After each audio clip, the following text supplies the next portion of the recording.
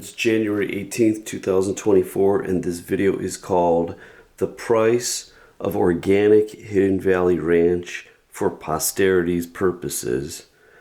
Now, the reason why I'm doing this is I want to see how long it's going to take for these food prices to actually come down.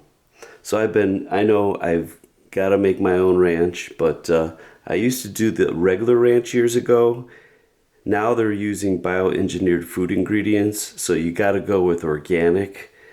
And it never was this expensive back in the day. So here I took a picture of the shelf where I buy it in a local store, a grocery store in the burbs of Cleveland, Ohio.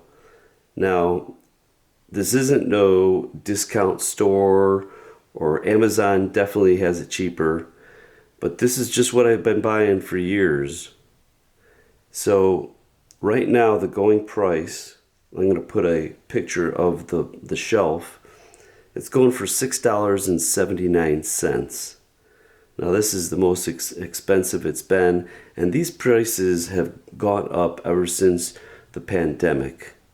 And I understand the circumstances, what that was about, but I have a feeling that once the money was spent, inflation started kicking in.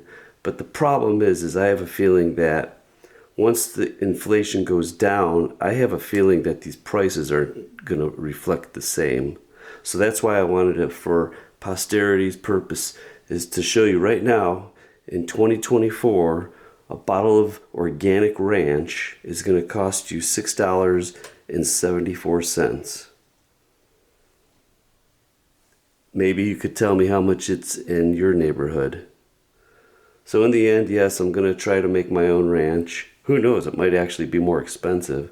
But this is what the going rate right now in 2024 for a bottle of organic ranch. All right, the inflation rates for 2024. On the basis of these inflation forecasts, average consumer price inflation should be 3.2% in 2024 compared to 4.06% in 2023 and 9.59% in 2022. Now, I have a feeling that this is just still a bunch of hogwash, because I remember the price of that bottle of ranch was the same about a year ago.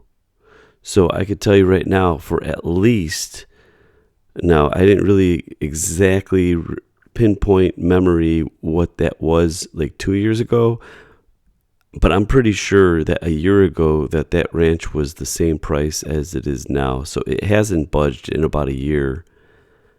Now here's the consumer price index. Now look at what it was in the 80s.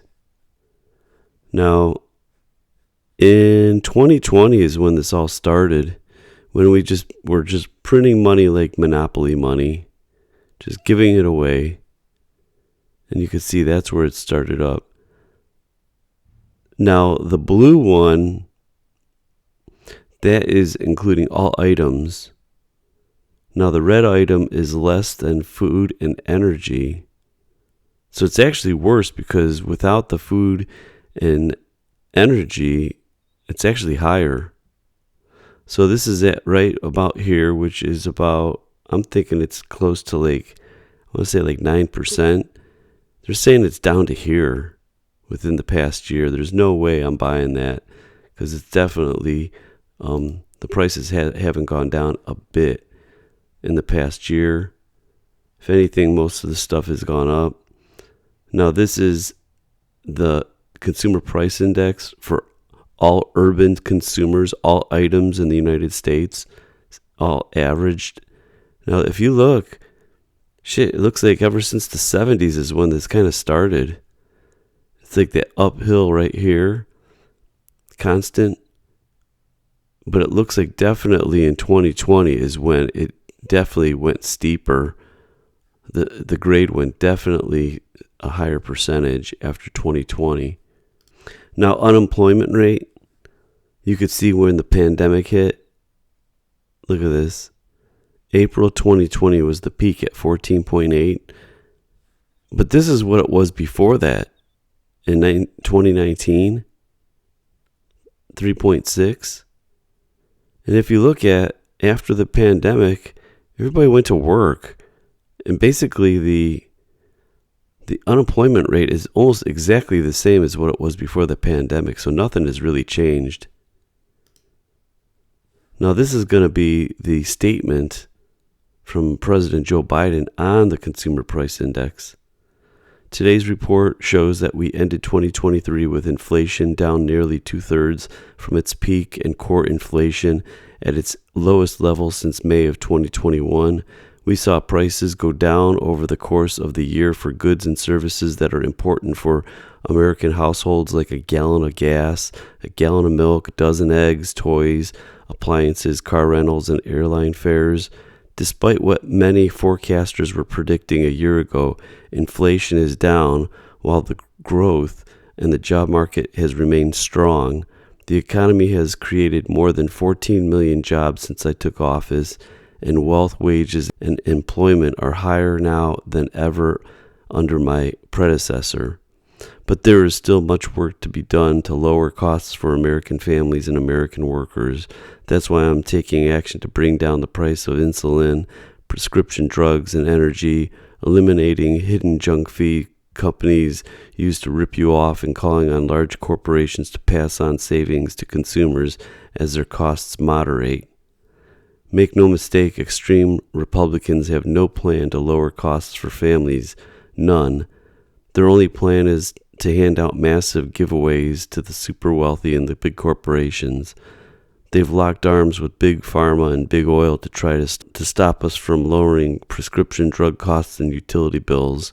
They're doing everything in their power to allow big banks to keep charging you steep hidden fees, and they still haven't given up their fight to cut Social Security, Medicare, and Medicaid.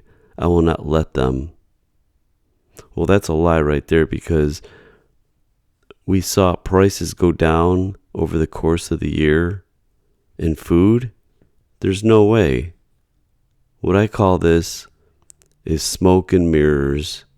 That's all this is. Something intended to disguise or draw attention away from the often embarrassing or unpleasant issues. We've recovered all the jobs lost during the pandemic. We've added millions more. People are coming off the sidelines, getting back into the workplace. Remember a while there they were saying, well, Biden just allowing people not to work and get paid. Guess what? The higher percentage of American workers are working today than ever before. And while unemployment is down, in case you haven't noticed, inflation is down too, and it's going lower. Remember what the experts said, to get inflation under control, you needed lower wages and higher unemployment. Not a joke. Those of you economists know that's the economic mantra. To get inflation under control, fewer jobs, more unemployment, that's number one.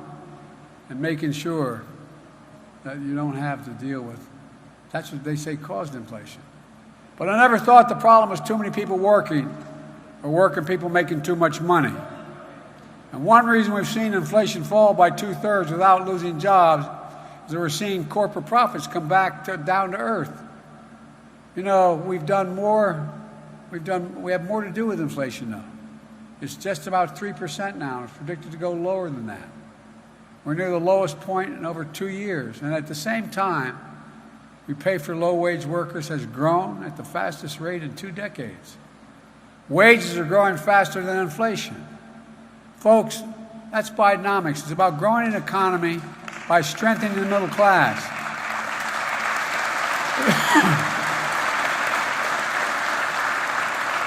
And making things in America again. You know, it's in stark contrast to the conservative Republican view, the so-called MAGA view, which is focused on corporate profits.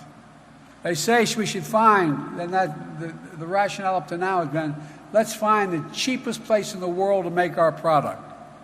Let's shut down the operation in America and send it overseas. And then send the refined product back to America and sell it here. That's their philosophy. But you know who believes that?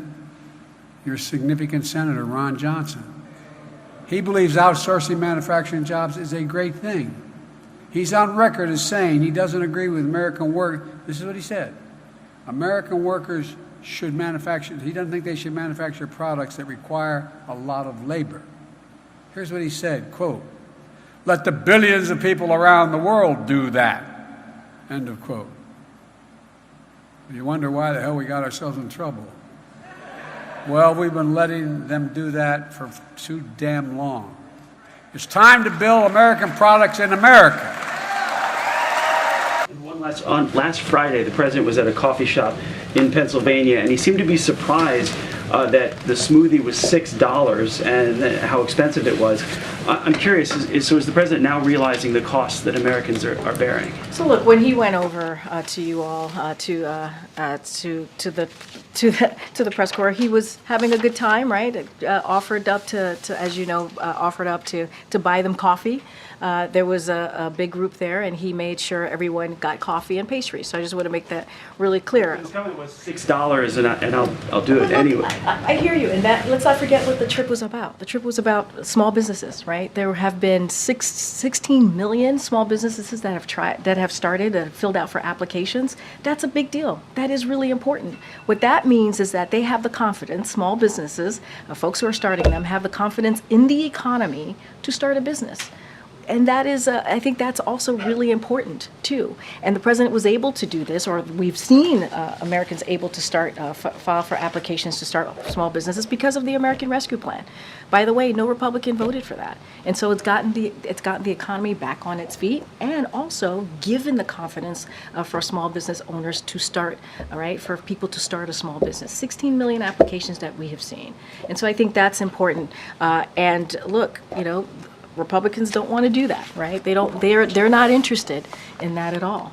They're not interested in fighting Big Pharma. They're not interested in making sure that we're lowering healthcare costs for the Americans. They're not interested in that. That's why they didn't vote for the Inflation Reduction Act. That's why they didn't vote for the American Rescue Plan. And so that was the point and the important part of the president going there to Allentown. And I think it was a good trip, and you all saw that. So expensive. He was joking around. He was certainly joking around with the press corps. You know that he offered to buy coffee. That's what he did, and pastries. But I think the most important thing about that trip is that he was able to visit a small business. He was able to talk about how this administration, because of Biomics, because of the economic policies that we put forward, that we are seeing now a historic number of small business applications. And I think that's important. They have the confidence now. They have the confidence now to start their small business. Thanks, everybody. We'll see you out on the road in North Carolina tomorrow. Thanks, everybody. Thank you.